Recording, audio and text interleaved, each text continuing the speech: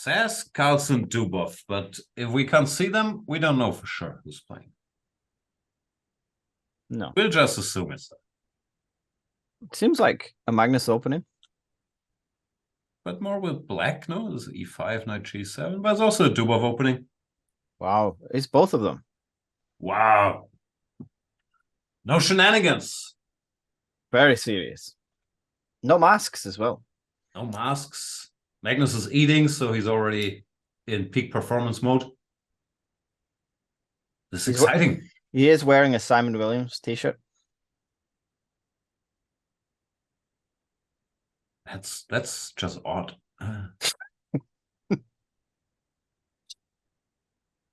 Okay, one. What are they doing? G6, D3. Looks slow. This is D3. Can't say I'm an expert. Play B4, like. Have a little fun.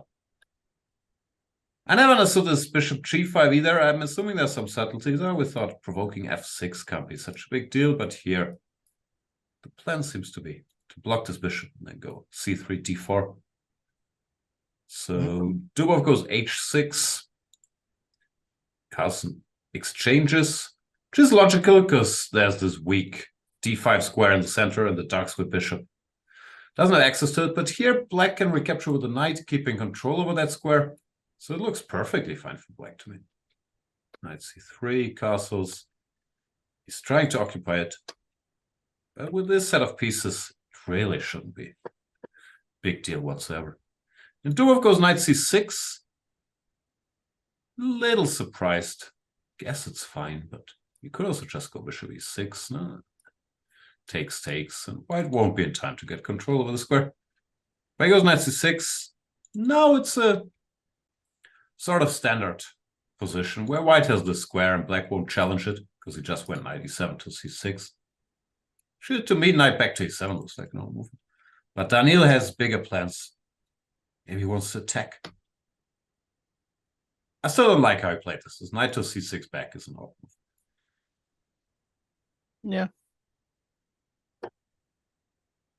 Does he play knight E7 at some point again?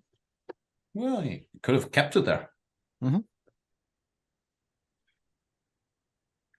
Magnus shuffling around. He put the bishop here. Wants the knight to jump to C4. At some point, I'm assuming we'll get F5 and some action.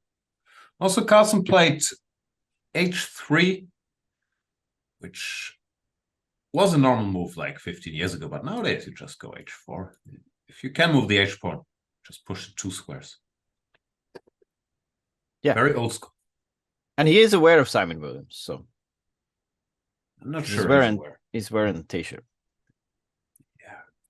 T-shirt says just resign. That's aggressive. Strong message. Rook to B8. Should still go H4. But he probably won't do it. What's the normal plan on Queen D2 and B4? You think about it, Mr. World Champion. Queen D2. There you go. Who are you rooting for? No one yet. Again with the no rooting. And once again, who are you rooting for? Magnus. White has shuffled the pieces around and the knight is back on D5. Black also did some shuffling.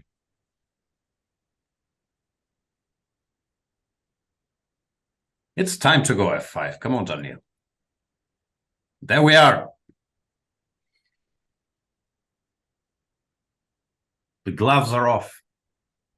Is that an expression? It's a weird expression. I've never seen it. It's like if you have a boxing match, you don't take the gloves off randomly at some point. You might want. That never happens. No. So I don't know what that expression is. I think it comes from boxing. I understand, but that's why I'm saying it makes no sense. Queen E3, Rook C1, sitting the pawn. It's unpleasant. You don't want to move it because you're giving up this square. So Daniil will be provoked into action, but knight d4 compromises the structure. White could take and go somewhere. Magnus has outshuffled him here. He takes on queen g3. All of a sudden, there's no black attack anymore, just weaknesses. Boxing gloves are used to protect the hands, not the face. So when the gloves come off, you're ready to damage your hands. And the opponent's hands as well. Mm. Just hit them on the hands. He could keep his gloves on. I'm not a big expert on bare knuckle boxing. It's always a topic I want to research some more, but I haven't done it yet. Mm-hmm. I saw the movie Snatch, but I couldn't understand what they were saying. F4, just take into a rook. This doesn't look great.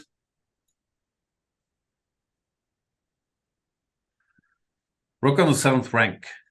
It's a good thing. I learned from my system. Because it hits stuff. This looks lost. Daniil's getting outplayed. Now the other rook will join. It's typical Magnus stuff. Like, he doesn't sacrifice, but he slowly moves all his pieces into dominating attacking positions. Then he wins. It's probably a good strategy. I'm not sure how he does it. Yeah. B5. I don't know how he does it either. He just knows where stuff should go, and then he puts it there, and then he's +7. Yeah, but I also know the pieces are good here, but somehow he gets them there without trouble along the way. Now it's going to come to an end with rook g7, queen d4. Eliminating the lone defender. King g8, allowing double check. Double checks are nice because they can't capture either piece of yours, because then the other takes the king. Now knight h5 looks like a good move. Oh, and Daniil is allowing himself to be mated.